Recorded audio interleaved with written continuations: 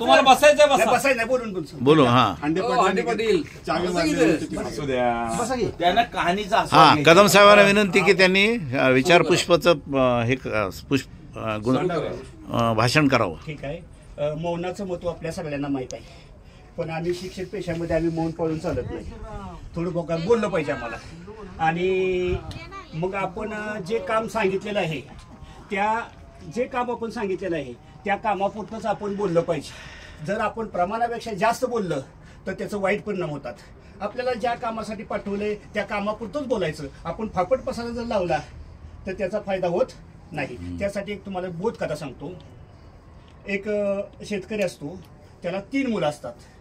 आणि मग तो शेतकरी परिस्थिती वाईट असते, त्याची सावकाराशी ओळख असते. आणि मग तो सावकार काय म्हणतो, मुलांना म्हणतो, धाकट्या मुलाला म्हणतो की त्या सावकाराकडे जा, माझी ओळख आहे, फक्त तू काय कर, फक्त की त्याला 2000 रुपये मी मागितले म्हणून सांग.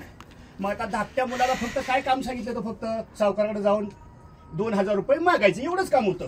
मग तो मुलगा गेला. आता सावकार म्हटलं की ते डबल मजली माडी, आणि मग त्या माडीवर सावकार बसलेला होता. जिना जरा अरुंद होता, वर जाताना लाकडी जिना.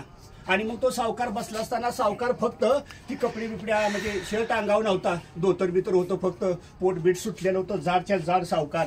आणि मग गेल्या तो मुलगा काय केलं त्यानं, तर मुलगा जोर जोरात हसायला लागला. आता काम तर बाजूलाच राहिलं. तो हसायला लागल्यानंतर सावकार म्हटला की तू हसतोयस काय? अहो म्हटलं हसू नाही तर काय करू, तुम्ही इतकं म्हटलं जाड आहे, इतकं जाड आहे, तुम्ही जर मेला तर ह्या जिन्यातनं न्यायचं कसं? मग सावकाराचे जे शिपाई होते त्या शिपाईने त्याला 2 ठोकर टाकलं आणि हाकलून दिला. आता हाकलून दिल्यानंतर तो मुलगा घरी गेला. वडील म्हटलं पैसे आणले असतील. अहो कसलं आणलं? म्हटलं मला त्या सावकारानं मारलं. का मारलं तर सगळं सांगितलं की मी असं म्हणलं. अरे तू नालाय काय म्हणली.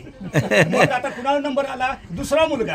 आता दुसरा मुलगा गेल्यानंतर तो सावकाराने गेला आणि म्हणला अहो ते आमचा धाकटा मुलगा आलता, भाऊ आलता, तुम्ही काय पैसे त्याला दिले नाहीत? तो ते म्हणणार कसं देईल? म्हणला आला इथं हसायला लागला आणि म्हणायला लागला की तुम्ही सावकार इतकं जाड आहे की ह्या जिन्यातनं न्यायचं कसं? आमच्या धाकट्या भावाला म्हटलं अक्कलच नाही. म्हटलं साधी गोष्ट आहे, म्हटलं हातपाय तोडायचा आणि घेऊन मस्त मस्त काय झालं, मार दिला. तो काय झाला माहितीये का, तो घरी आला, वडिलांना ती सगळी हिस्ट्री सांगितली. सांगितल्यानंतर वडील म्हणला तू पण आलाय, आता एकदा थोरला तरी कळताय, थोरल्याला पण बरंच काही कळत असेल. मग त्या थोरल्या मुलाला पाठवलं. मग थोरला मुलगा गेला.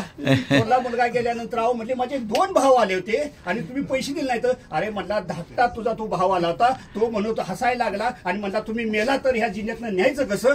दुसरा बी तुझा भाऊ नालायक निघाला म्हणले की या ठिकाणी हातपाय तोडायचं न्यायचं. आमच्या दोन्ही भावाला म्हणला अक्कल नाही. म्हणला दोन्ही भावाला अक्कल नाही. म्हणला माडीला जाग लावायची.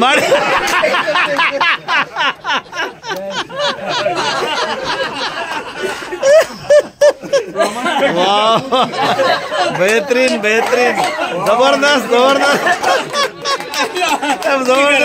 जबरदस्त जबरदस्त.